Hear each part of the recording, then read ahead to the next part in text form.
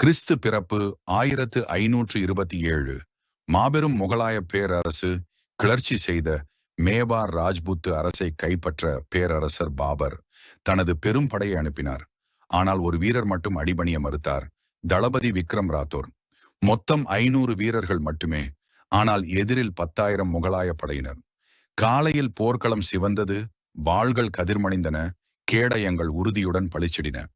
போர் தோழிகள் முழங்க முகலாயர்கள் புயலென எதிர்த்தனர். போர் மிகவும் கொடூரமானது. ரத்தம் பூமியை வெண்ணிறமாக செய்தது. அம்புகள் மழை போல விழுந்தன. யுத்த யானைகள் அனைத்தையும் அழித்தன.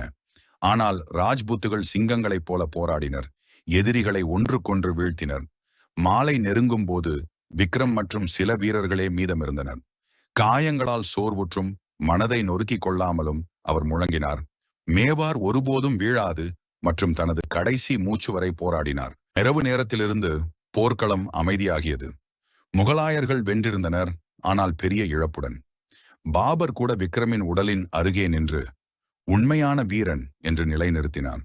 ராஜ்புத்துகள் போரில் தோல்வியடைந்த போதிலும் அவர்கள் வீரமும் அர்ப்பணிப்பும் வரலாற்றில் உன்னதமானதாக போற்றப்பட்டது.